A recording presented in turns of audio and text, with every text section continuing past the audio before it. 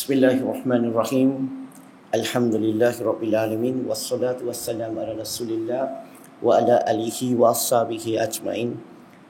Assalamualaikum warahmatullahi wabarakatuh. Apa khabar semua?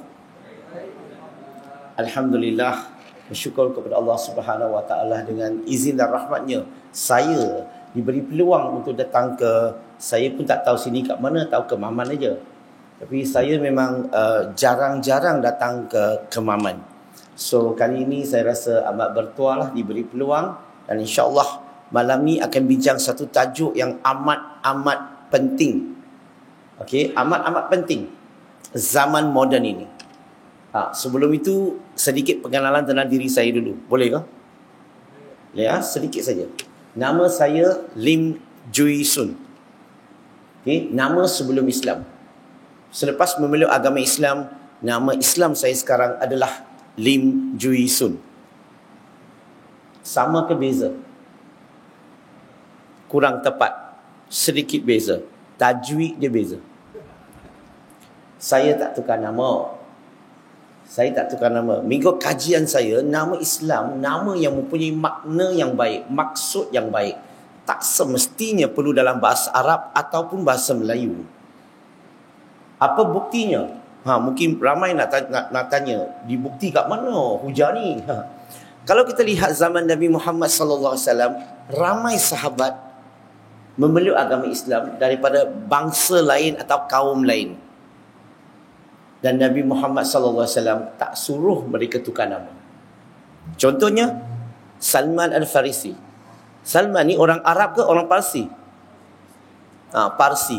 Dia pun tak tukar nama. Kalaulah syarat masuk Islam kena tukar nama, kenapa Nabi Muhammad SAW tak suruh Salman Al-Farisi tukar nama?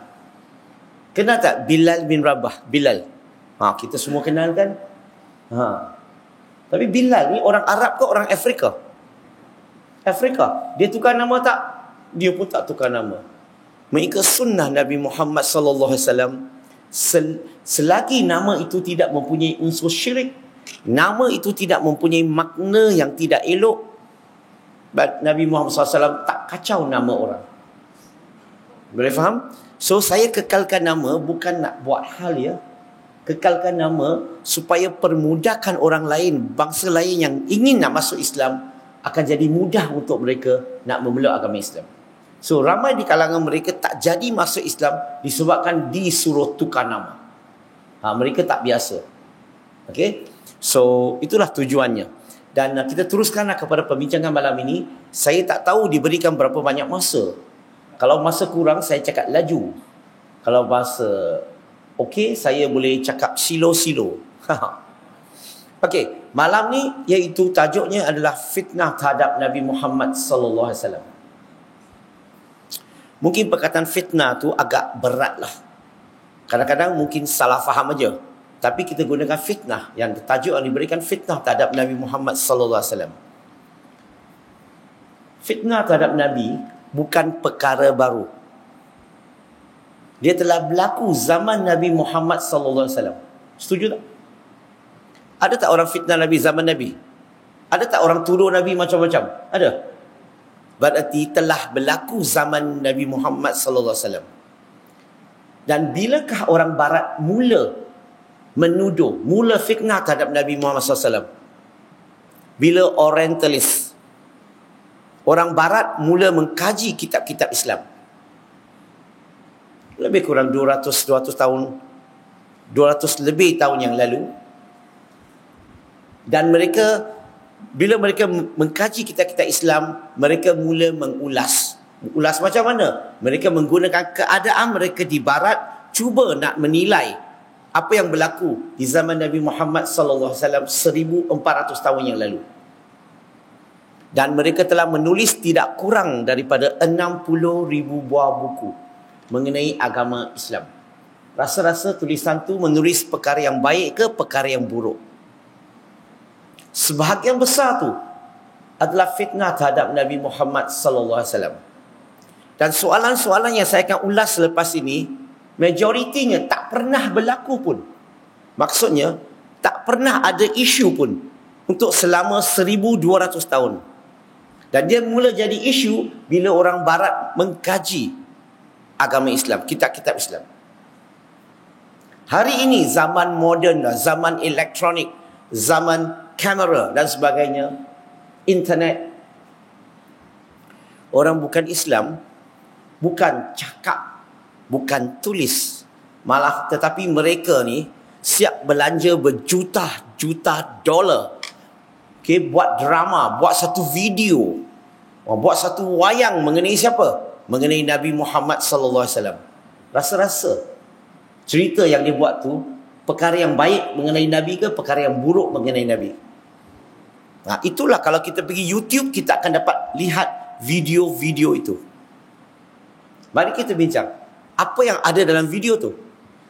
Kalau kita lihat, salah satu video yang mereka buat adalah, na'udzubillah, mereka tuduh Nabi Muhammad sallallahu alaihi wasallam menipu para sahabat. Nah, persoalannya, di manakah mereka dapat cerita itu? Dapat kefahaman itu? Di mana mereka dapat? Bila mereka kaji kitab-kitab Islam, mereka dapati Nabi Muhammad sallallahu alaihi wasallam pernah satu masa mempunyai 9 isteri. Dan kemudian Allah turunkan wahyu surah An-Nisa, surah keempat ayat nombor 3. Ingat tak surah ini? Surah An-Nisa, surah keempat ayat nombor 3. Kamu semua tak biasa dengan ayat ini? Ini satu-satunya surah, ayat yang paling special banding dengan semua ayat dalam Quran. Dia lebih hebat daripada surah Al-Fatihah. Tak pernah belajar ya? Tahu kenapa? Sebab satu-satu ayat dalam Quran, lelaki hafal bahagian depan, perempuan hafal bahagian belakang. Maksud ayat Quran tu kata apa? Kawinlah wanita yang kamu suka. 2, 3, 4. Biasa tak lelaki hafal sampai sini dia berhenti? Wanita bila dia tak nak suami dia kahwin lebih, dia sambung lagi ayat itu. Sekiranya kamu kuatil, kamu tidak dapat berlaku adil terhadap isteri-isteri kamu, maka kahwin hanya satu. Nampak? Ada tak ayat lain? Lelaki hafal depan, perempuan hafal bahagian belakang. Ada? Tak ada. Ayat ini saja. Ini kelebihan Al-Quran. So, bila ayat ini diturunkan, lelaki maksimum boleh ada 4 isteri sampai hari kiamat. Maka Nabi Muhammad sallallahu alaihi wasallam perintahkan para sahabat, sesiapa yang ada lebih daripada 4 isteri, lepaskanlah mereka ataupun ceraikanlah mereka. Hanya boleh pilih 4 saja di kalangan isteri-isterinya. Para sahabat ikut tak perintah Nabi? Dan siapa yang tak cerai ke isterinya? Nabi Muhammad sallallahu alaihi wasallam. Maka mereka tuduh Nabi menipu para sahabat. Perintah ini untuk semua, tapi dia suruh sahabat ceraikan isteri, dia sendiri simpan 9 isteri. So dia menipu para sahabat. Itu video tu tunjukkan dia menipu. Persoalannya, Nabi menipu ke?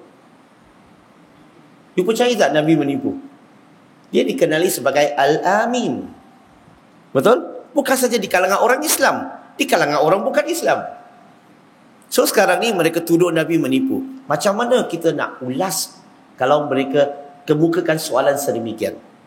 Ingat ya, kita punya cara menyampaikan dakwah adalah bila orang tanya, kita tak boleh emosi, kita tak boleh marah, kita kena sangka baik dulu. Sangka baik mereka salah faham, bukan sengaja. Kalau kita tak emosi, kita akan terangkan dengan elok. Tapi kalau kita emosi, susahlah kita nak yakinkan dia terhadap agama Islam. So macam mana nak jawab? Yang pertama, tanya dia, di manakah dia dapat tafsir itu? Dia mesti baca kan? Daripada di manakah dia dapat tafsir ayat itu? Sebab dalam agama Islam kita mempunyai 4 tafsir Quran yang utama. Quran boleh tafsir Quran, Sunnah boleh tafsir Quran, sahabat boleh tafsir Quran, dan ulama contemporary boleh tafsirkan Quran. Tanya dia, kata-kata dia tadi ambil daripada mana? Dia ada masalah dah. Itu satu. Yang kedua, nak baca Quran kena tahu konteks ayat Quran itu. Kita tak boleh baca Quran di luar daripada konteks, buat interpretasi kita sendiri. Sebab setiap ayat diturunkan ada sebab-sebabnya. Setuju tak? Contoh, saya bagi contoh. Bila Allah sebut tentang ya ayuhan nas, maka Allah tuju kepada siapa? Hello? Semua manusia, setuju tak? Termasuk Muslim dan non-Muslim. Tapi kadang-kadang bila kita baca ayat Quran, Allah akan mula dengan ya ayyuhallazina amanu. Apa maksud ayat ini? Allah bercakap dengan orang-orang yang beriman, rujuk kepada orang Islam. Nampak tak? Konteksnya orang Islam. Allah juga kadang-kadang sebut tentang qul ya ahlul kitab. Katakanlah kepada ahli-ahli kitab. Allah rujuk kepada siapa? Maka konteksnya adalah orang ahli kitab. Setuju tak? Yahudi dan Nasrani. Berarti kita kena baca Quran dan memahami konteksnya. Maka tanya dia, apa konteks ayat ini? Surah An-Nisa ayat nombor 3. Dan percaya kata saya, mereka tak tahu. Konteks ayat ini adalah, ayat ini diturunkan adalah syariat yang Allah turunkan kepada umat Nabi Muhammad sallallahu alaihi wasallam sampai hari kiamat. Ini syariat yang diturunkan untuk umat Nabi, bukan untuk Nabi, untuk umat Nabi. Boleh faham? Berarti selepas ayat itu diturunkan, semua orang Islam, lelaki dalam Islam sampai hari kiamat, kita hanya boleh mempunyai 4 isteri pada satu masa. Betul? Tak boleh lebih. Setuju tak? Sampai hari kiamat. Itu untuk umat Nabi. Tetapi untuk Nabi Muhammad sallallahu alaihi wasallam, Allah beri dia syariat lain. Syariat apa? Yang disebut dalam surah Al-Ahzab surah 33 ayat 50 hingga 52. Dan kalau kita lihat ayat itu, ada 2 perkara yang penting dalam ayat itu. Yang pertama, Allah melarang Nabi Muhammad SAW menceraikan mana-mana satu isterinya. Allah tak benarkan dia cerai. Apa sebabnya? Kenapa tak benarkan dia cerai? Sebab semua isteri Nabi Muhammad SAW adalah ummul mukminin, ibu kepada semua orang mukmin. Mana boleh cerai? Kalau cerai siapa? Ada tak mukmin boleh kahwin ibu kamu sendiri? Maka Nabi tak cerai atas perintah Allah. Boleh faham? Dan bukan saja itu, ayat seterusnya, bukan saja tak boleh ceraikan isteri, malahan Nabi tidak benarkan, Allah tak benarkan dia kahwin lagi. Tak boleh kahwin lagi. Walaupun perempuan tu betapa cantik, hati dia betapa suka, tak boleh lagi. Sebab Allah telah tutup kotanya, tak boleh kahwin lagi. Dan kalau bukan Islam, dia tahu konteks ayat ini untuk umat dia, konteks ini untuk Nabi Muhammad SAW, selesai tak masalah sekarang? Berlaku tak Nabi menipu sekarang? Dua-dua perintah daripada Allah Subhanahu Wa Taala. Maka kalau dia tahu konteksnya, maka dia tak akan kata Nabi Muhammad SAW menipu.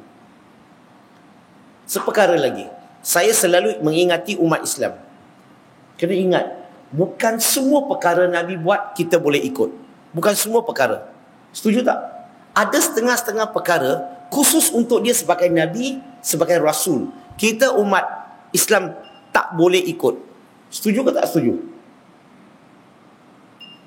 Alamak, ini orang putih sini ke? Silap cakap bahasa Melayu. Boleh faham tak bahasa saya? Okey, itu yang pertama. Yang kedua, tuduhan yang agak popular dekat YouTube ni, banyak video menceritakan, buat video ceritakan nauzubillah, bagi gambaran kepada masyarakat Nabi Muhammad sallallahu alaihi wasallam gila seks atau seks maniac. Bila orang tuduh Nabi, kita biasanya cepat naik marah kan? Relax lah. Saya pernah didatangi missionary, bukan orang biasa, missionary Kristian, pernah datang jumpa saya dan dia tuduh Nabi Muhammad SAW gila seks. Saya selalu cakap dengan kawan-kawan Islam, bila kita berdakwah kepada orang Kristian ni ada kelebihan. Tahu tak kelebihan? Dia ada advantage. Tahu kenapa advantage? Dia boleh tuduh Nabi Muhammad SAW. Macam-macam dia boleh tuduh. Tapi sebaliknya, kita tak boleh tuduh Nabi Isa AS. Kita tak boleh tuduh Jesus Christ. Bukankah dia ada advantage? Dia nak hantam Nabi, dia boleh hantam. Betul? Tapi kita boleh tuduh tak Nabi Isa AS? Tak boleh. Kita beriman kepada Nabi Isa AS. Betul? Dia Nabi kita, dia Rasul kita. Betul? Nampak tak? Belum lawan mereka, kita sudah bagi dia 20 markah. So, dia tuduh, dia kata Nabi Muhammad SAW gila seks. So, saya tanya dia, boleh tunjukkan saya tak simptom-simptom gila seks? Sebab doktor ni, bila doktor check pesakit, dia tak akan tanpa check, saya rasa you kencing manis. Boleh macam tu? Tak boleh lah, rasa-rasa. Dia kena check, lepas tu tengok ada tak tanda-tanda, simptom-simptom menuju kepada kencing manis tu. So, saya tanya dia, boleh tak tunjukkan simptom? Kalau ada simptom, mungkin tuduhan kamu benar. Kalau tak ada simptom, mungkin tuduhan kamu tak benar. Saya kata, apa kata kita bincang? Dia setuju. Saya kata, jom, let's discuss. So, bila saya tanya dia, Nabi Muhammad SAW berumah tangga usia berapa? Boleh tak jawab kalau you tahu? 25. Setuju tak? Okey. Dan isteri pertamanya Khadijah radhiyallahu anha, pada masa itu usia berapa? 40. Setuju? Hebat. So, saya tanya dia, you tuduh Nabi Muhammad SAW gila seks.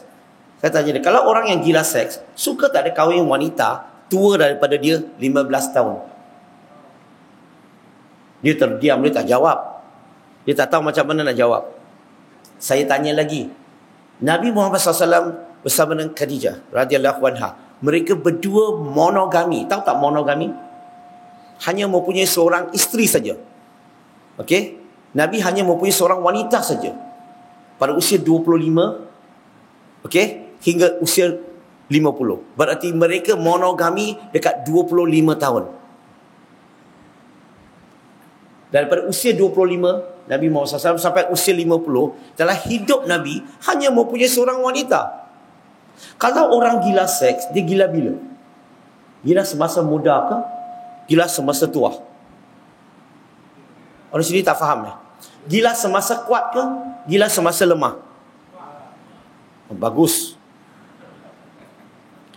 Berarti, kalau Nabi Muhammad SAW ada tanda-tanda gila seks, dia sepatutnya gila seks pasal usia 20 lebih. Betul ke tak betul? Kenapa dia hanya mempunyai seorang isteri, seorang wanita sampai usia 50? Berarti sampai usia 50 pun tak ada tanda-tanda gila seks. Dan Khadijah radhiyallahu anha, dia berapa kali janda? 2 kali. Very good. Saya pun tanya dia balik. Kalau orang yang gila seks, dia memang suka ke cari wanita yang 2 kali janda? Kemudian Khadijah radhiyallahu anha meninggal dunia. Dalam hidup Nabi Muhammad SAW, dekat 2 tahun lebih tanpa wanita. Boleh tak orang yang gila seks kemarau 2 tahun lebih? Tahu tak kemarau? Tahu Bagus. Boleh tak orang yang gila seks tanpa wanita? Boleh tak orang penagih dada tanpa dada? Aku berhenti sekejap 2 tahun lebih, nanti kemudian saya start balik. Boleh? Tak, itu menunjukkan dia tidak ada tanda-tanda gila seks. Dan Nabi Muhammad SAW nikahi 2 isterinya muda. Anak perempuan para sahabat, Saidina Umar dengan Saidina Abu Bakar radhiyallahu anhu. Dan selain isteri-isteri yang Nabi nikahi, majoritinya adalah janda-janda. So saya pun tanya dia, orang yang gila seks, dia mau kahwin ke? Dia mau kahwin tak? Saya tak gila seks, saya tak tahu. Orang yang gila seks, dia mau kahwin ke tidak? Dia mau nikah tak? Saya tanya doktor pakar dalam bidang ni, dia kata apa? Dia kata, orang yang gila seks ini, mereka lebih suka touch and go. Bukan pakai smart tag tau, dia touch and go saja. Betul? Tetapi Nabi Muhammad SAW bukan touch and go. Nabi Muhammad SAW nikahi mereka secara sah. Betul? Ada bunyi tak? You dengar tak? Boleh adjust ke? Saya dengar, tak dengar. Okey, tak dengar tak apa. Orang sini ada masalah sikit ya. Tak dengar. Okey. Dan dua isteri anak para sahabat untuk merapatkan silaturahim. Dua isteri anak perempuan para sahabat. Salah satu tujuan adalah untuk merapatkan silaturahim.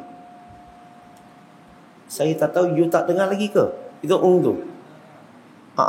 Boleh adjust sikit ke? Sebab tak sedap lah mau cakap.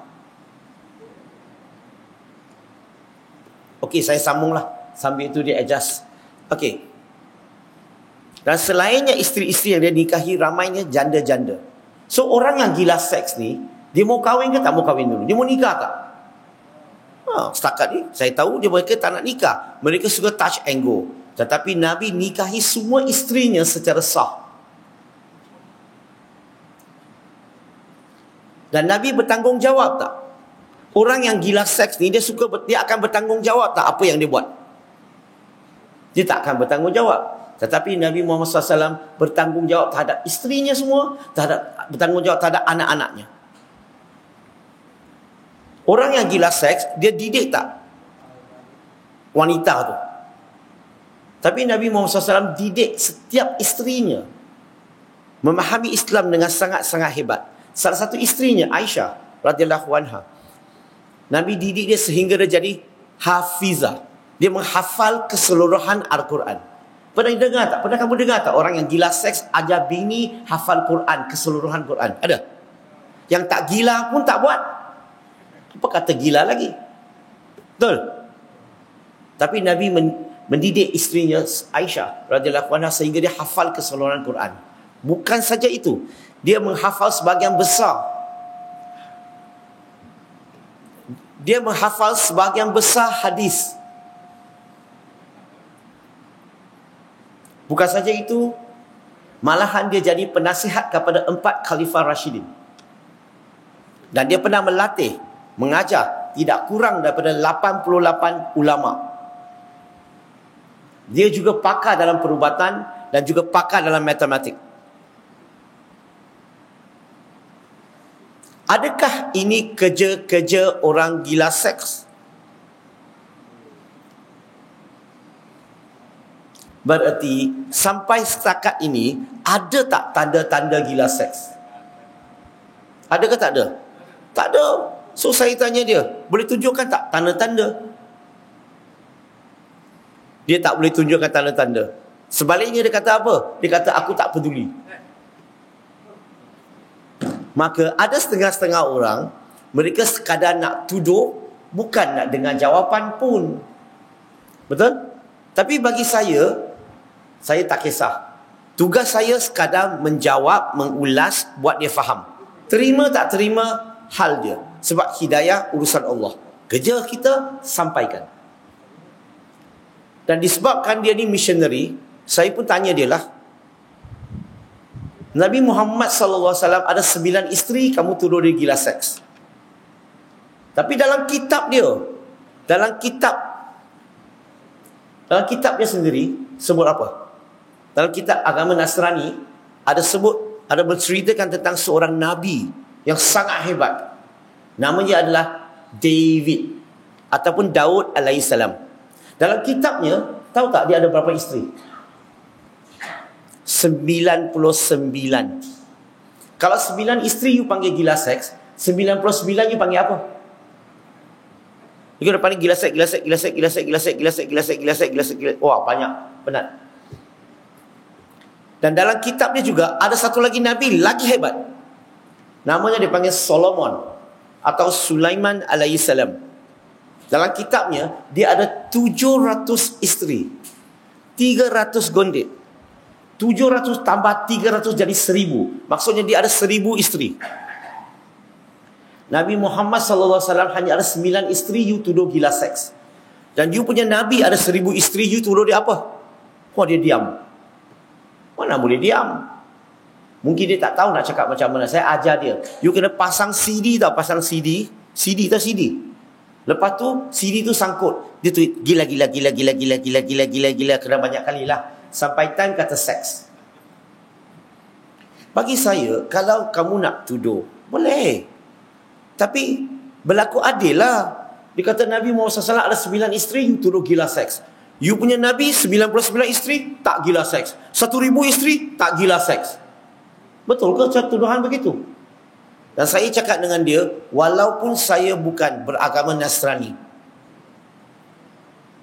tetap saya tak percaya Daud alaihissalam, Sulaiman alaihissalam gila seks, saya tak percaya. Mereka ada ramai isteri sebab zaman mereka, lelaki boleh kahwin seberapa ramai wanita yang dia suka, yang tak ada had. Boleh faham? Zaman mereka, lelaki boleh kahwin seberapa ramai wanita yang dia suka. Syariat mereka. Tetapi syariat untuk umat Nabi Muhammad SAW maksimum 4 pada satu masa. So saya akan ulas perlahan-lahan supaya dia dapat lihat, bukan marah-marah.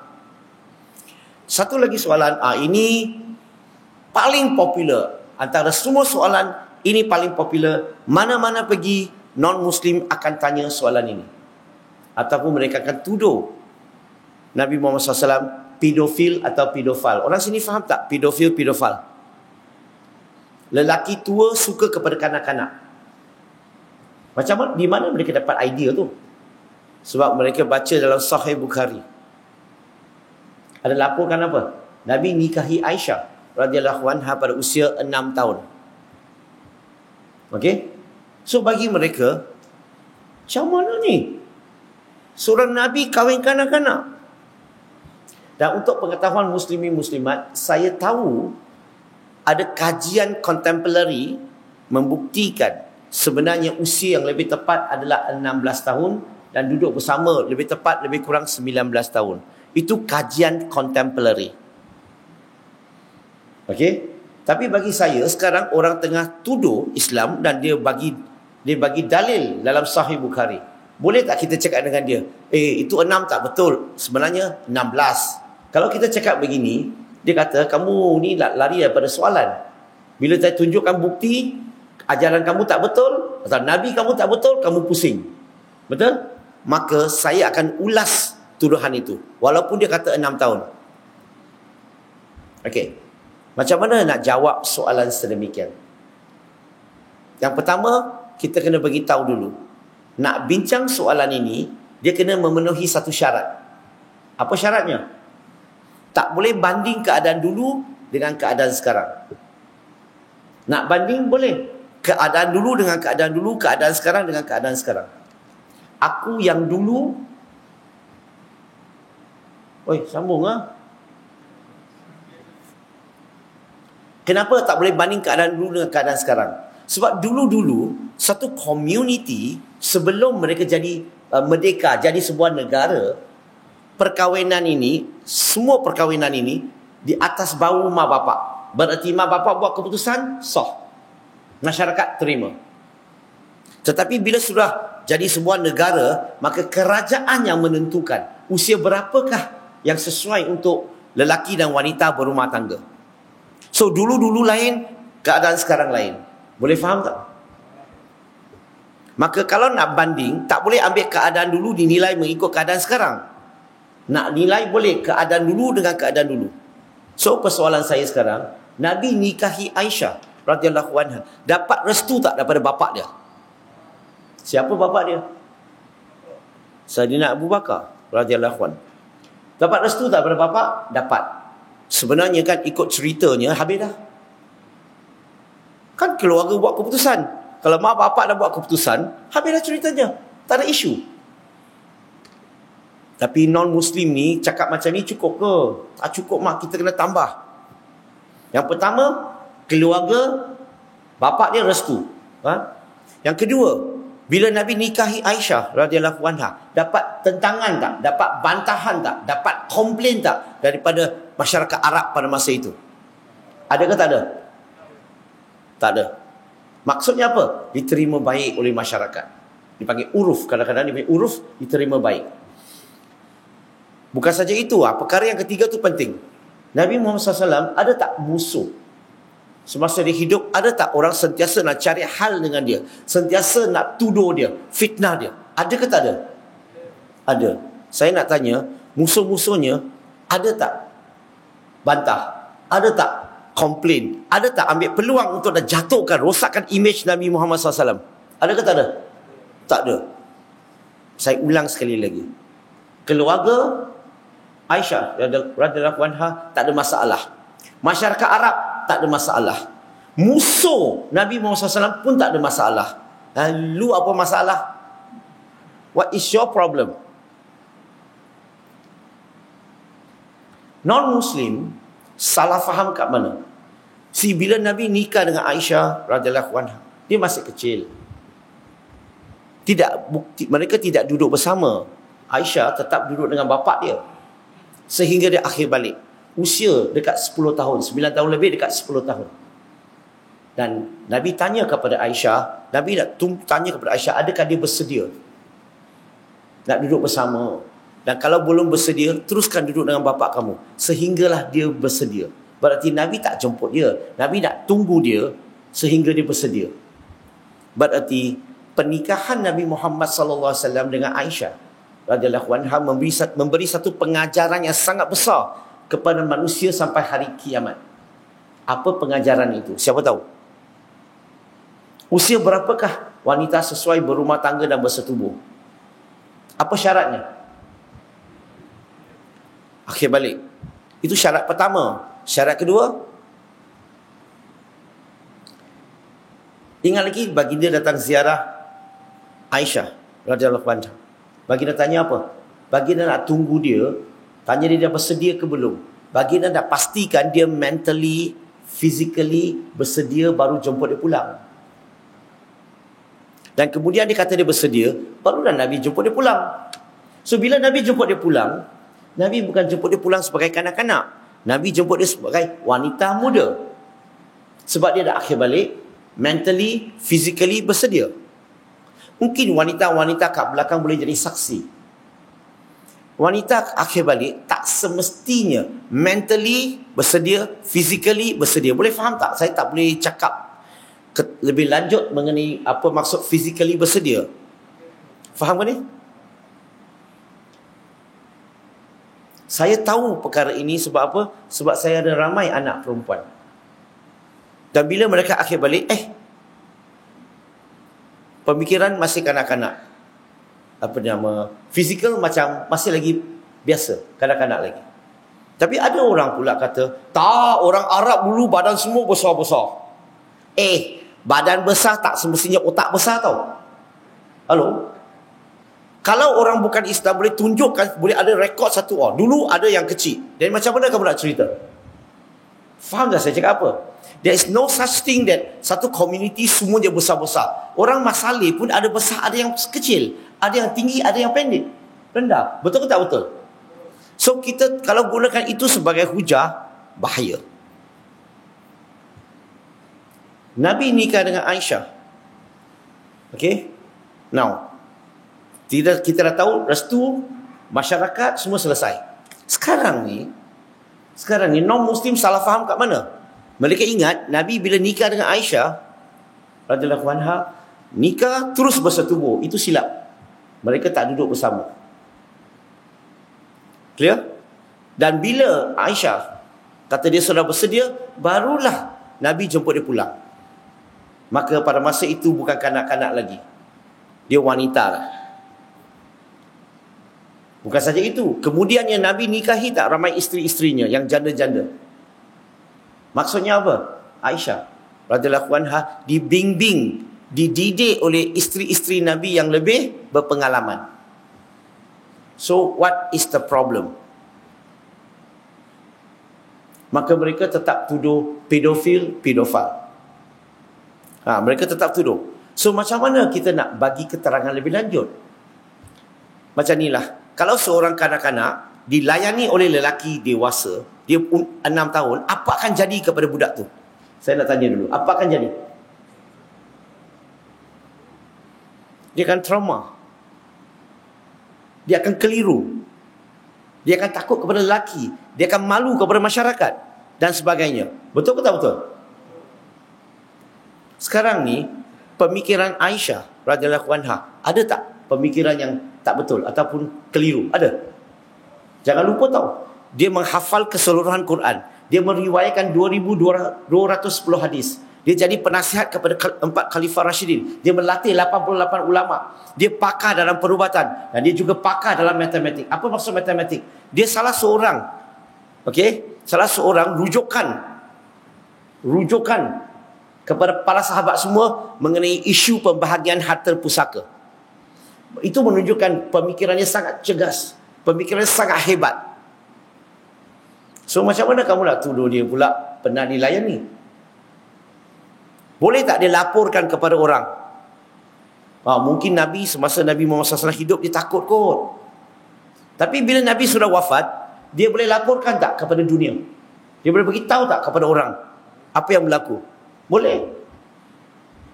Tapi dia beritahu tak dunia? Dia beritahu. Kan dia riwayatkan 2,210 hadis. Dia beritahu mengenai Nabi Muhammad SAW. Perkara yang baik ke perkara yang buruk? Tahu tak macam mana Nabi Muhammad SAW memanggil Aisyah radhiyallahu anha? Panggilan yang manja. Nabi panggil dia apa? Hello? Pernah dengar Humairah? Tak pernah dengar? Pernah dengar. Tapi Humairah ni bukan paling kerap. Paling kerap adalah Aish. Nabi panggil dia secara manja. Tak tahu cara manja? Ayah. Orang Melayu ni dia ada cara manja dia. Orang Melayu bila baru kahwin, suami panggil isteri sayang. Isteri panggil suami abang. Betul? Orang Melayu tak ada idea punya. Mati-mati sayang abang. Dia tak macam orang putih. Honey, pumpkin, strawberry, apa lagi? Sweetheart, macam-macam ada. Melayu, sayang abang. Itu mula-mula kahwin. Betul? Masih ingat? Selepas 2 tahun kahwin, suami tak panggil isteri sayang lagi. Dia buang itu sah. Dia panggil yang aja. Kalau kasih message, YG. Betul? Isteri pun tak panggil suami abang lagi. Dia buang itu A. Dia panggil bang. Selepas 5 tahun kahwin, suami tak panggil isteri sayang lagi. Tak panggil yang lagi. Dia panggil apa? Woi! Dah masak ke belum? Aku ni lapar ni. Ada? Tak, maksud saya, Nabi panggil Aisyah radhiyallahu anha dengan panggilan manja sampai Nabi wafat.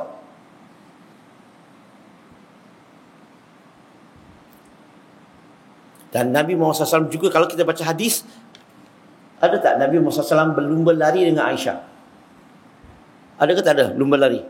Okey, abang-abang di sini, bilakah kali terakhir kamu berlumba lari dengan isteri kamu? Cakap. Halo? Tak pernah berlaku? La ilaha illallah. Ini sunnah Nabi Muhammad SAW. Kita kena ikut. Besok start. Dan Nabi Muhammad SAW juga dilaporkan. Pernah dilaporkan. Dia bawa Aisyah radhiyallahu anha pergi ke Pekan. Ada program lah. Mungkin Aisyah tak cukup tinggi sangat kan. Tak boleh lihat lah banyak orang. Maka Nabi dokong dia. Letak asas bahunya. Dokong oh. Yalah, ada beberapa interpretasi lah ni. Tapi saya gunakan dokong di atas bahunya. Berapa ramai di sini pernah dokong isteri kamu? Cakap. Kalau tak pernah, balik malam ni sampai rumah malam ni, cuba. Tak boleh lagi, heavyweight lah. Ini adalah sunnah Nabi Muhammad SAW. Itu menunjukkan apa? Hubungan mereka begitu rapat, begitu romantik, begitu baik sekali hubungannya. Nak tuduh pedofil, itu sekadar tuduhan tanpa asas sama sekali. Boleh sambung ke? You nak pedas punya ke biasa punya? Boleh sambung lagi? Okey. Satu lagi. Ini peristiwa benar yang berlaku di Malaysia. Tuduhan lagi. Ada seorang missionary, dia pergi jumpa seorang lelaki Melayu. Dia nak berdakwah kepada budak Melayu tu. Apa dia buat? Dia tanya. Nabi Muhammad SAW, dia tahu tak jalan yang lurus, jalan yang benar? Dia tanya. Budak Melayu tu mesti cakap, tahulah. Maka missionary tanya lagi, kalau dia tahu, kenapa setiap waktu dia solat, dia minta Allah tunjukkan apa? Tunjukkan jalan yang lurus, tunjukkan jalan yang benar. Betul ke tak betul? Kalau dia tahu kenapa asyik minta, subuh minta, zuhur minta, asar minta, maghrib minta, isyak minta, solat pertama hingga solat terakhir, dia minta tak?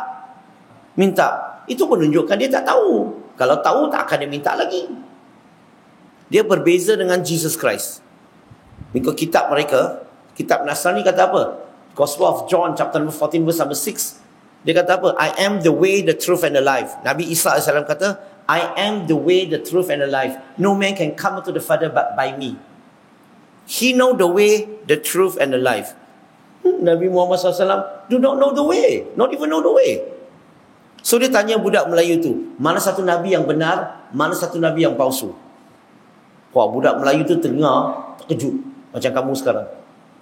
Betul. Maka cepat-cepat dia ambil soalan tu, dia pergi cari ustaz dia. Dia tanya ustaz dia, sebab ustaz dia hebat. Alhamdulillah, ustaz dia pun tak tahu jawab. Tak tahu jawab tak apa, ustaz marah dia. Banyak tanya, iman lemah. Pernah berlaku tak orang buat macam tu? Ini dipanggil cari makan. Tak tahu jawab, hantam le. Sebenarnya soalan ini sangat mudah sekali. Nak jawab sangat mudah. Yang saya sedih itu adalah kita orang Islam ya, kita kena ubah sedikit ya. Kadang-kadang anak kita tanya soalan, kalau kita tak tahu jawab, tak ada malu, tak perlu malu. Cakap dengan dia, ayah tak tahu. Tapi ayah boleh tanya, ustaz-ustaz tanya pakar-pakar. Nah, esok ayah bagi jawapan. Jangan marah anak kita, banyak tanya, iman lemah. Itu bukan caranya mendidik anak-anak kita. Setuju tak? So, macam mana kita nak ulas? Sebenarnya, nak ulas soalan ini, kita kena tahu punca. Kita kena tahu punca yang menyumbang kepada kekeliruan ini. Apa puncanya? Puncanya datang daripada terjemahan Al-Quran yang kurang tepat. Dengar elok-elok, saya tak kata Quran tak tepat. Saya hanya kata terjemahan Al-Quran yang kurang tepat. Saya bagi contoh. Apa maksud Iqra dalam bahasa Melayu? Bacalah, pandai. Iqra, baca. Sebenarnya bila kita terjemahkan Iqra kepada baca sahaja, maka mulalah salah fahamnya daripada orang bukan Islam. Sebab dalam surah Al-Ankabut surah ke-29 ayat 48 sebut, dia kata Nabi Muhammad SAW adalah seorang ummi. Nabi tak tahu baca dan tak tahu tulis. Betul ke tak betul? Ayat ini cakap tak tahu baca, tak tahu tulis. Ayat ini suruh dia baca. Lu punya Tuhan tak tahukah dia tak tahu baca, tak tahu tulis? Kenapa suruh dia baca? Bukankah bila kita terjemahkan, mulalah masalah tu.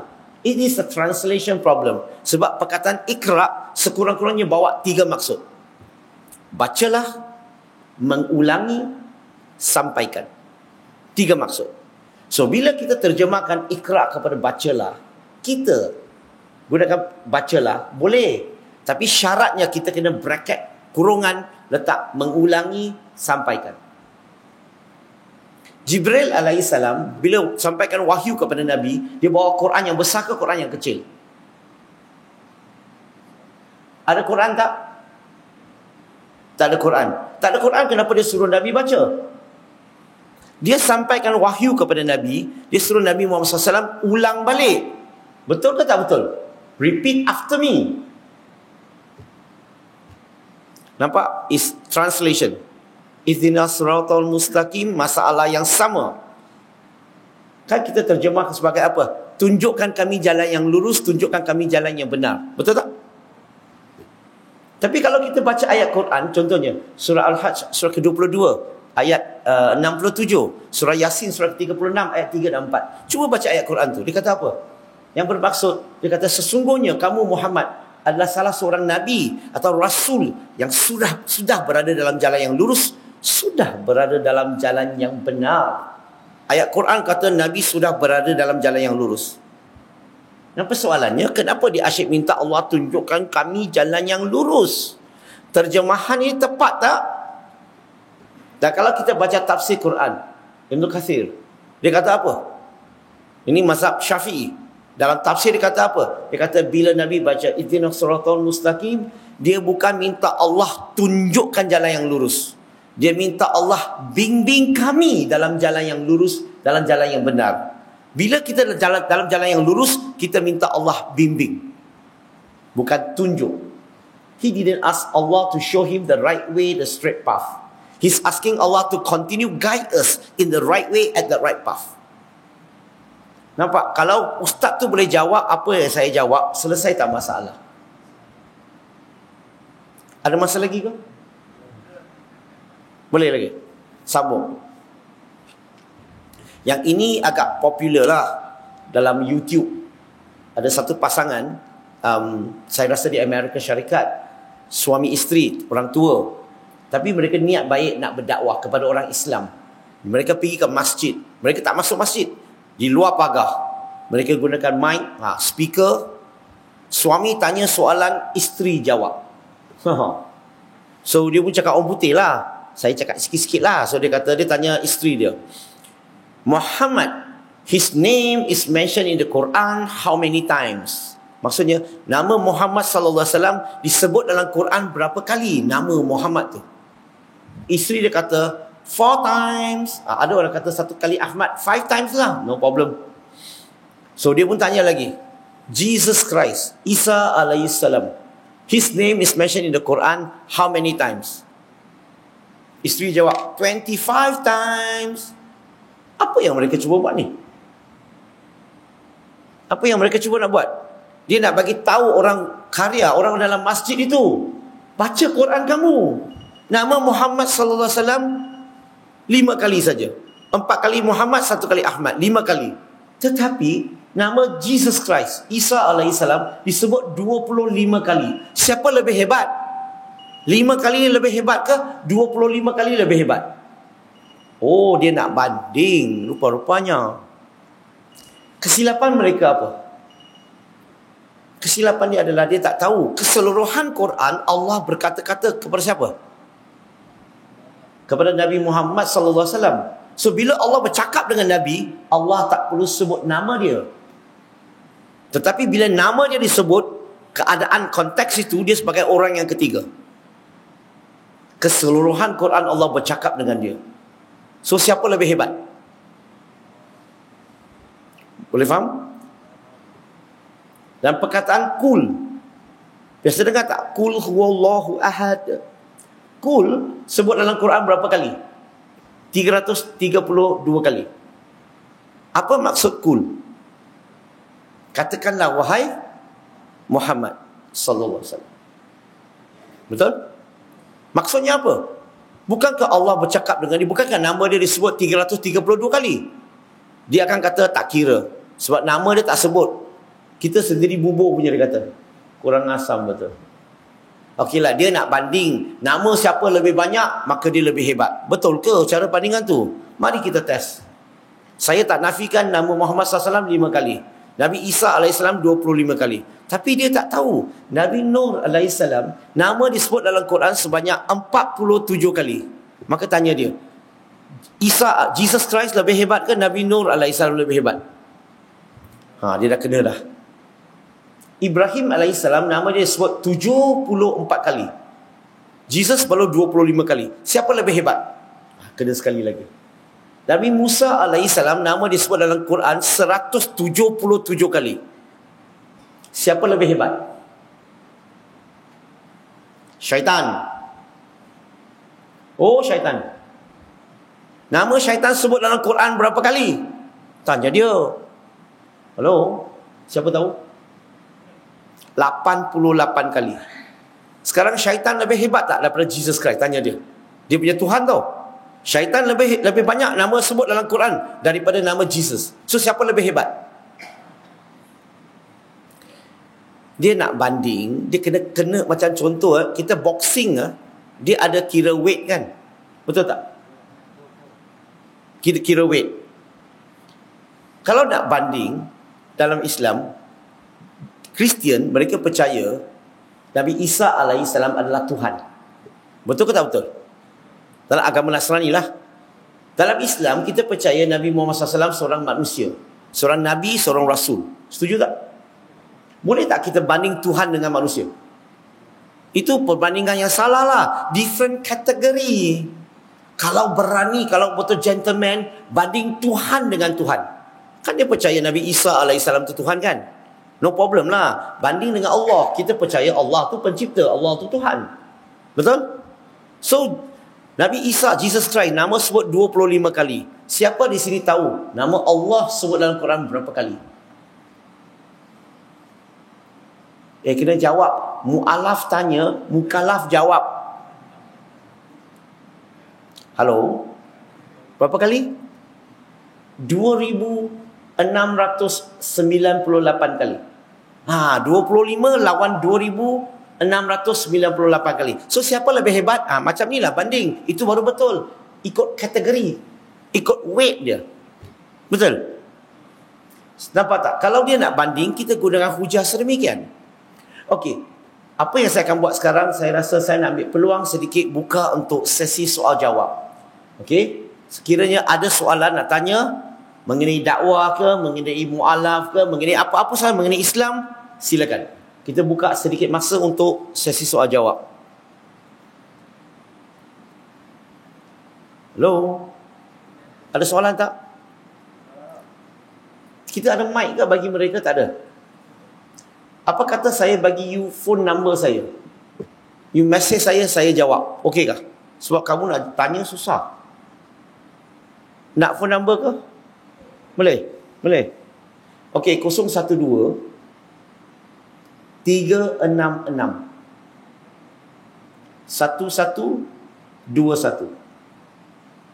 012 366 1121.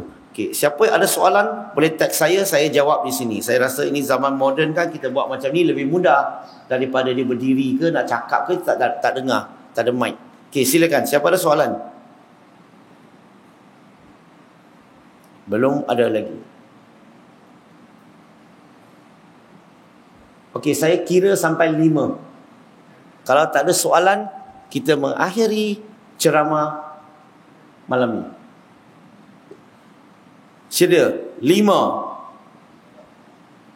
4, 3. Ada ke?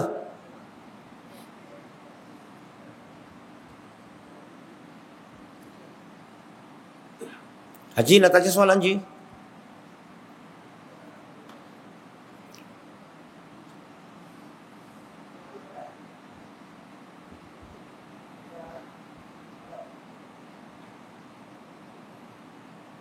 Ada?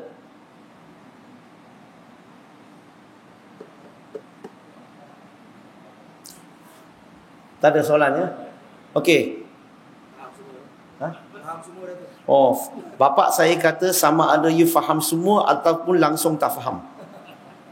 Okey, ada satu soalan di sini tentang dakwah yang dilakukan oleh, macam mana pendapat Brother Lim tentang dakwah yang dilakukan oleh Ustaz Abid Liu? Sebenarnya saya tak berapa kenal Ustaz Abid Liu. Saya tahu dia sangat terkenal di Malaysia. Hanya mungkin bidang kita berbeza. Bidang saya ni bukan buat kebajikan. Bidang saya ni terus menerus untuk melatih pendakwah, membimbing mu'alaf dan juga menyampaikan Islam kepada golongan bukan Islam. Maka disebabkan tak ada hubungan dan saya pun tak tahu sebenarnya apa yang dia buat, maka saya tak boleh bagi apa-apa komen sebab tak tahu. Okay, so kena tanya orang yang lebih arif lah, lebih tahu, tapi saya tak tahu. So saya pun tak kenal dia sangat, maka tak boleh komen apa-apa. Sorry ya, soalan ini tak dapat jawab sebab bukan bidang saya. Ada soalan lagi tak?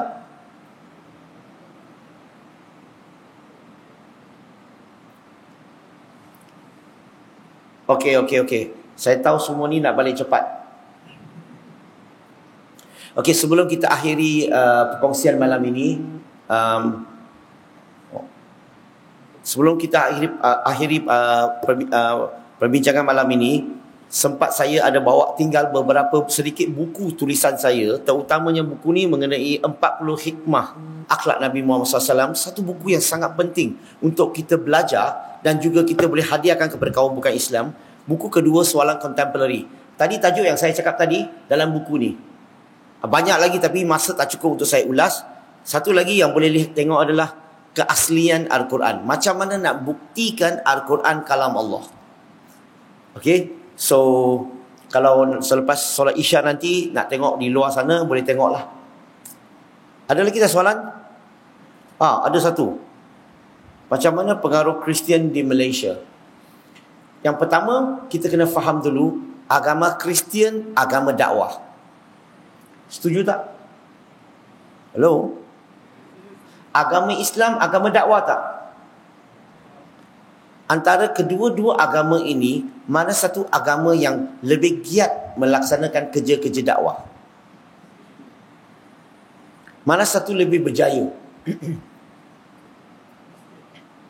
Kalau kita lihat statistik Banci 2010, 11 tahun yang lalu, Banci dia saya tak update sekarang. 2010 punya Banci 2010, orang Cina di Malaysia ada 7 juta. Dan majoriti orang Cina, tanya mereka yang bukan beragama Kristian, tanya mereka, pernah tak kamu dijemput ke gereja? Pernah tak kamu pergi dengar kuliah di gereja? Dan boleh dikatakan majoriti pernah. Dan kamu interview lagi masyarakat Cina, berapa ramai yang kamu pernah dijemput pergi ke masjid dengar kuliah, belajar Islam? Boleh dikatakan majoriti kata tak pernah. Betul? Itu menunjukkan apa? Satu kejayaan yang mereka telah lakukan. Mereka at least sekurang-kurangnya mereka akan ajak orang kepada pergi ke gereja, pergi dengar kuliah, pergi terlibat dalam aktiviti-aktiviti gereja.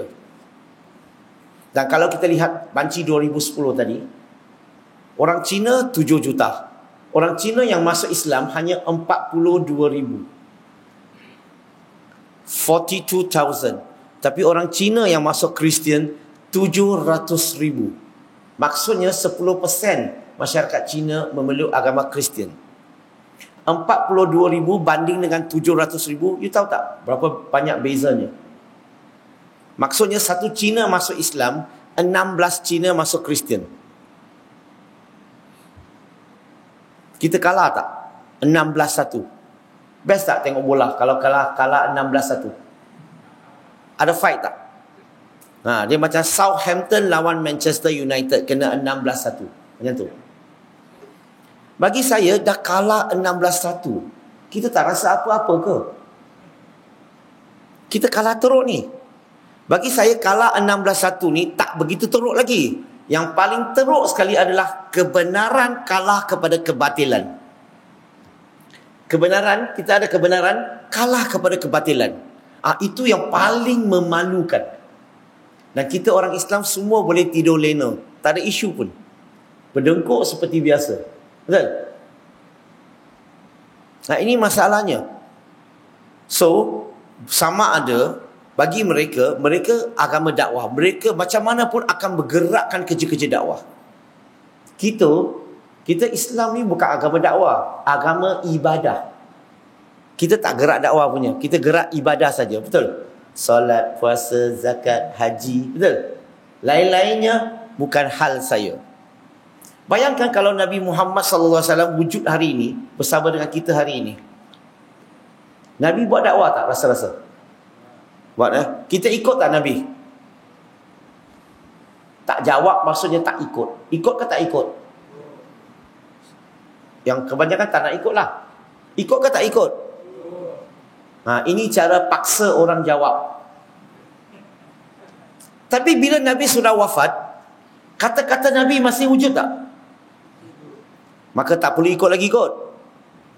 Kenapa Nabi wujud kita ikut, Nabi tak wujud kita tak ikut? Ini masalah keimanan kita. It's our keimanan kita. Something wrong with your iman. So, bagi saya tak ada apa-apa yang nak risau gerakan mereka. Takkanlah kebenaran takut kepada kebatilan. Hanya kita perlu belajar teknik menyampaikan dakwah. Hanya kita kena buat khusus untuk latih umat Islam kita supaya semua orang Islam mana-mana pergi ada peluang kita sampaikan dakwah. Okey, so harap jawab soalan tadilah. Tak ada apa-apa special pun. Hanya kita orang Islam agak slow dalam sudut dakwah.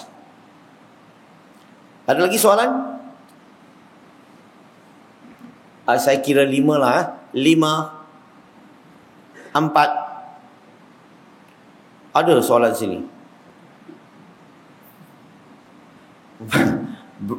Boleh Brother Lim cerita macam mana boleh berminat dengan Islam? Sebenarnya saya tak minat. Saya pergi disco. Tahu disco tak? Tak tahu. Ini semua kaki masjid, mana tahu disco tu apa. Disco tempat orang mengaji tengah malam punya. Dia pasang lagu, dia mengaji. Betul? Saya asalnya memang tak minat Islam. Tetapi bila saya pergi disco, saya jumpa seorang haji dalam disco. Dia kerja sebagai pegawai keselamatan. Dan dia bawa satu tape debat antara Sheikh Ahmad Didat dengan Jimmy Swaggart. Debat ni. Antara tajuk dia, Is the Bible God's Words? Adakah Bible tu kalam Allah? So inilah yang buka. Bila saya tonton video tu, saya Kristian pada masa itu. Dia Islam. Dan pergi rumah dia, tonton tape itu. Itulah mulanya saya nak kaji mengenai kepercayaan saya pada masa itu. Saya tak ada masa nak bagi contoh lah. Hanya nak bagi tahu, di situlah mulanya. Dan bila saya kaji, rupa-rupanya saya dapat tahu pada masa itu, bila saya kaji, saya dapat tahu bahawa apa yang saya percaya selama ini, kitab tu bukan daripada kalam Allah. Dia kalam manusia. Nak saya bagi contoh. Dalam kitabnya sebut dalam Genesis chapter number 2 verse number 2, dia kata, ini saya sebut daripada peribadi ya, kefahaman peribadi. Saya tidak menceritakan tentang kepercayaan orang lain. Hanya peribadi saya rasa. Dia kata apa? Dia kata God's create the heaven and the earth in 6 days, but on the 7 days God rested. Dia kata Tuhan menciptakan alam ini dalam 6 hari. Pada hari yang ke-7 Tuhan beristirahat. Rehat ni sifat Tuhan ke sifat manusia? Kalau sifat manusia, siapa yang mengarang? Dia pasti manusia lah. Dia tak mungkin dalam Tuhan. Boleh faham ke? Saya baca lagi. In the book of Genesis, chapter number 6, verse number 6, dia kata, and God's regret create mankind on earth. Dia kata Tuhan menyesal menciptakan manusia di muka bumi ini. Menyesal tu maksudnya apa? Menyesal tu maksudnya Tuhan ni, dia tak ada ilmu masa depan. Dia buat, kemudian, silap. Faham tak ni? Sebab dia menyesal. Menyesal ni sifat manusia ke Tuhan? Kalau manusia, siapa yang mengarang? Pasti manusia, betul? Saya baca lagi. Dalam kitabnya sebut tentang kejadian alam. Dia kata Tuhan menciptakan alam ini pada ciptaan hari pertama. Dengar elok. Saya gunakan Isnin. Ciptaan Tuhan hari pertama. Isnin tu. Ada cahaya, ada siang dan malam. Hari kedua, langit. Ketiga, bumi. Keempat, matahari. Kelima, binatang laut. Keenam, manusia. Ketujuh, Tuhan beristirahat. Mari kita tengok Gostan balik. Mula dengan ciptaan Tuhan pada hari pertama. Ada siang malam. Saya nak tanya muslimin muslimat di sini, macam mana kita dapat siang dan malam? Fenomena siang dan malam. Dia putaran bumi dan putaran matahari. Boleh faham tak? Baru kita dapat siang dan malam. Masalahnya, bumi dicipta hari yang ketiga. Matahari dicipta hari yang keempat. Macam mana dia boleh ada hari pertama pada hari pertama? Tak faham? Macam mana kamu boleh ada siang dan malam tanpa bumi, tanpa matahari? Dan hari pertama juga dia kata ada cahaya. Macam mana kamu boleh ada cahaya tanpa matahari? Matahari mencipta hari yang keempat. Inilah, bila saya kaji, inilah jadi persoalan kepada diri saya. Saya tak cakap kepada orang lain, hanya peribadi saya. Yang saya rasa saya susah nak terima.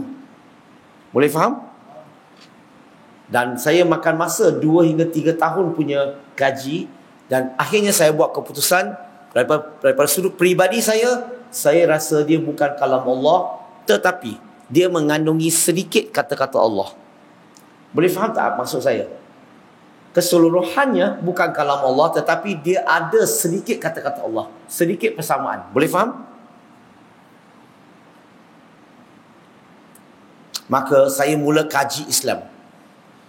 Bila saya kaji Islam, cabaran besar. Orang Melayu selalu marah saya. Tahu kenapa? Sebab saya banyak bertanya. Kenapa dia marah? Sebab dia tak boleh jawab. So, macam mana saya nak belajar? Saya terpaksa telefon ke South Africa, Durban. Telefon Sheikh Ahmad Didat untuk tanya soalan. Setiap kali telefon RM50, RM100. Sekarang you dapat free lah. Saya duduk depan jawab. Tak minat. Orang asam. Saya dulu nak belajar bukan main susah lagi. Tapi yang menarik saya kepada agama Islam, saya jadi minat bila saya baca surah Al-Baqarah, surah yang kedua, ayat 255. Ayat Kursi. Ayat ini yang ajar saya macam mana nak bezakan siapa pencipta, siapa ciptaan. Agama lain, mereka tak ajar mengenali Tuhan. Mereka hanya ajar sembah Tuhan, buat baik. Islam ajar kita bezakan dulu siapa Tuhan, siapa cipta. Bukan Tuhan. Siapa pencipta, siapa ciptaan. Perlu tak bezakan? Penting tak? Hello? Sahabat, kamu boleh bezakan tak lelaki dan wanita? Boleh? Ada kemungkinan tak kamu mau kahwin wanita, akhirnya kahwin lelaki sebelah kamu? Poin saya di sini, sebelum kita nak sembah Tuhan, kita kena bezakan dulu. Sebelum kita nak beli emas, kita kena tahu emas tulen ke, emas campur ke, emas palsu ke. Betul ke tak betul? So, di dunia ini hanya satu saja agama yang ajar umat dia untuk kenal Tuhan dulu. So, bila saya baca ayat itu, saya jumpa 5 perkara. Okey, contoh pencipta, ciptaan. Perkara pertama, kekal selama-lamanya atau kekal abadi. Antara pencipta dengan ciptaan, mana satu yang kekal? Tak jawab maksudnya pencipta kekal. Setuju tak? Ciptaan kekal tak? Tak kekal. Bagi contoh, apa yang tak kekal? Manusia, very good. Binatang, tumbuh-tumbuhan, binatang laut, apa-apa yang ada nyawa di muka bumi ini semuanya tak kekal. Setuju tak? Kedua, permulaan pengakhiran. Antara pencipta dengan ciptaan, mana satukah yang ada permulaan, ada pengakhiran? Pencipta ke ciptaan? Ciptaan. Pencipta ada permulaan, pengakhiran tak? Tak ada. Maksudnya apa? Dia dah tahu 2 ciri-ciri dah. Apa-apa yang ada permulaan, pengakhiran, bukan Tuhan lagi dah. Apa-apa yang tak kekal, bukan Tuhan dah. Betul? Yang ketiga, masa, ruang dan jisim. Antara pencipta dan ciptaan, siapakah terikat kepada masa? Siapa yang terikat kepada ruang dan jisim? Ciptaan. Pencipta terikat tak? Bukan saja dia tak terikat, malahan dia yang mencipta masa, ruang dan jisim kepada alam ini. Keempat, bergantung. Perlukan matahari, udara, makan, minum. Siapa yang memerlukan ini? Pencipta ke ciptaan? Ciptaan. Pencipta perlu tak? Tak perlu. Dia yang bagi matahari, dia yang bagi udara, dia yang bagi hujan, dia yang beri rezeki, betul tak?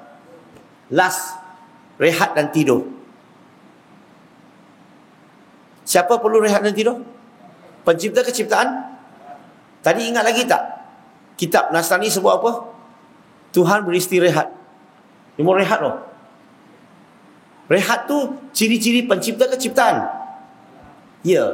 Now, 5 perkara ini, bila saya lihat 5 perkara ini kekal selama-lamanya, tiada permulaan, pengakhiran, tidak terikat kepada masa, ruang dan jisim, tidak bergantung dan tidak rehat dan tidur. Dan saya tanya diri saya, ada tak Tuhan? Tuhan yang ada dalam dunia ini, yang orang sembah, mana di kalangan mereka, mana satukah yang ada 5 ciri-ciri ini? Ada tak? Jawapannya ada tak? Tak ada. Tak ada satu pun mempunyai 5 ciri-ciri ini, melainkan Allah. Okey? Now, sekarang ni saya tanya diri saya pula. Pencipta ciptaan. Saya letak nama Muhammad di sini. Nabi Muhammad SAW.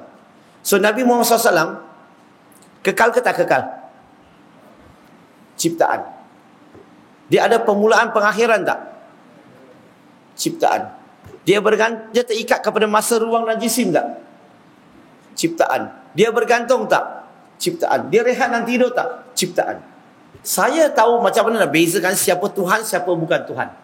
You letaklah siapa-siapa, buburlah apa nama pun. Apa-apa dalam alam ini, semua akan jatuh dalam kategori ciptaan. Akhir sekali tanya diri kita sendiri. You nak sembah tu pencipta ke ciptaan? Semua kata pencipta. Kamu nak sembah ciptaan tak? Tak nak. Maksudnya tak nak sembah ciptaan. La ilaha illallah. So kepercayaan saya bukan kerana orang kata dia Tuhan. Kepercayaan saya boleh terangkan, saya boleh jelaskan. Faham tak?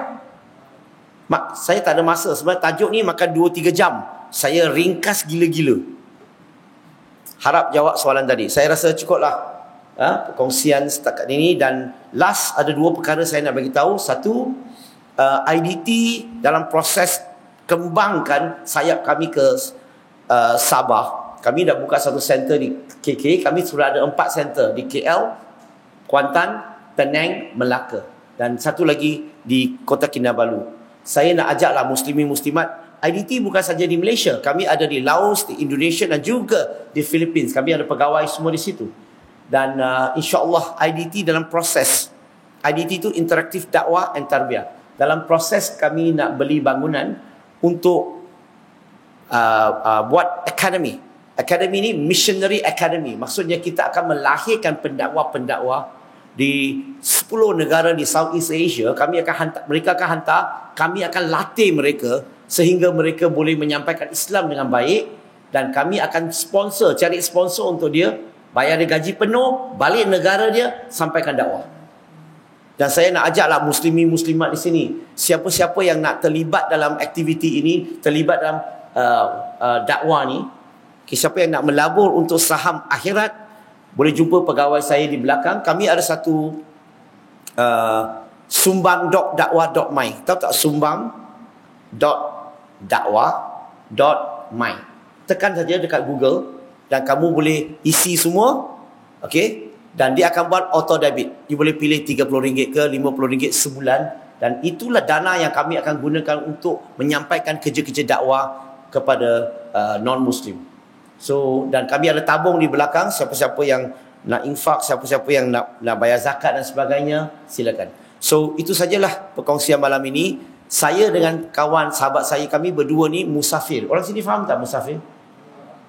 Tadi selepas maghrib, saya buat isyak. Saya buat jamak takdim ataupun jamak qasar. Boleh faham? Nanti you solat isyak, saya duduk belakang. Bukan tak solat tau. Boleh faham? Nanti orang kata ini penjarawa cakap kuat. Solat tak ada.